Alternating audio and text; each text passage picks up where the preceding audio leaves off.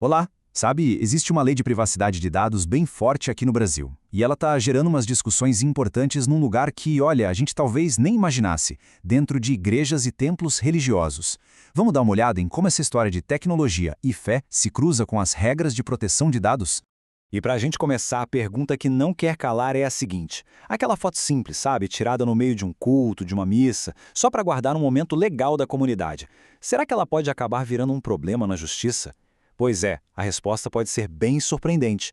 Bom, e para a gente entender isso direitinho, nosso roteiro vai ser o seguinte. Primeiro, por que essa lei de privacidade vale para um templo? Depois, a gente vai ver o momento exato em que uma foto vira um dado pessoal e qual é a diferença crucial para o tal do dado sensível. Daí, a gente explora quais são as regras para poder usar essas imagens, passa por um guia prático com 5 passos bem diretos e, no final, a gente vai ver que isso tudo é muito mais sobre construir confiança do que só sobre cumprir a lei. Ok, então vamos lá. O ponto de partida de toda essa conversa é a famosa Lei Geral de Proteção de Dados do Brasil, a LGPD.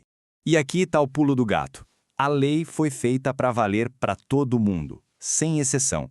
Não importa se é uma empresa gigante, uma ONG pequena ou, nesse caso, uma instituição religiosa. Se ela lida com dados pessoais de gente aqui no Brasil, tem que seguir as regras da LGPD. Ponto final.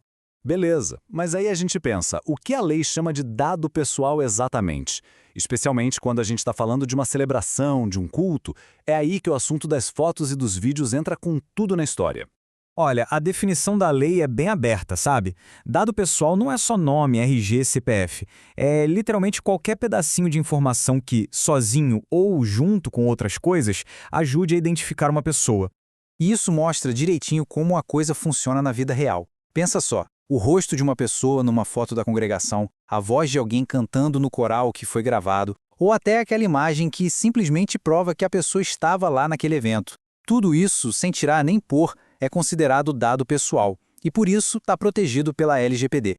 Mas não para por aí. A lei, na verdade, vai um passo além. Ela cria uma categoria super especial de dados, uma que precisa de um cuidado assim redobrado. São os famosos dados sensíveis. E a diferença aqui é gigantesca. Um dado pessoal comum, como a gente viu, identifica alguém. Agora, o dado pessoal sensível, esse revela coisas muito mais íntimas. A gente está falando de saúde, de raça, de opinião política e, claro, no nosso caso aqui, da convicção religiosa de uma pessoa. Pronto, é aqui que tudo se conecta. Uma única foto de alguém participando de uma celebração religiosa, bom, ela já pode entregar de cara qual é a fé daquela pessoa, né? E é por isso que essa imagem automaticamente vira um dado sensível. E isso muda tudo, porque o tratamento para esse tipo de dado tem que ser muito, mas muito mais cuidadoso. Então tá, se a foto tirada no templo é um dado sensível, como é que a instituição pode usar essa imagem legalmente? Tipo, para divulgar um evento ou transmitir um culto online, como faz? Bom, para isso, a LGPD diz que é preciso ter uma justificativa, uma base legal que autorize esse uso. Geralmente, as duas bases mais faladas são o consentimento e o legítimo interesse.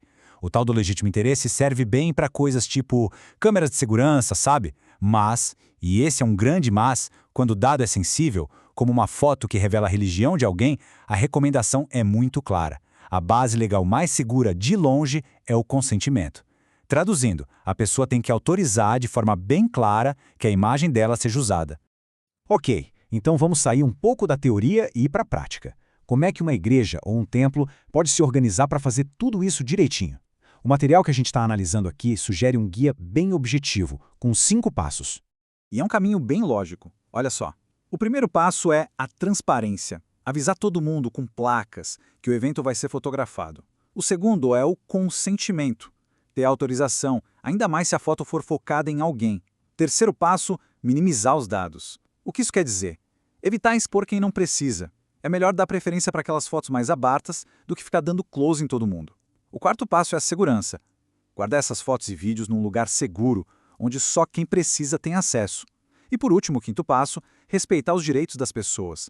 Ou seja, criar um jeito fácil para quem quiser poder pedir para tirar uma foto sua do ar. Mas sabe, o mais importante dessa discussão toda talvez não seja nem a parte da lei de evitar multa. O ponto central aqui vai muito além. Ele toca no coração da relação de confiança entre a instituição e a sua comunidade.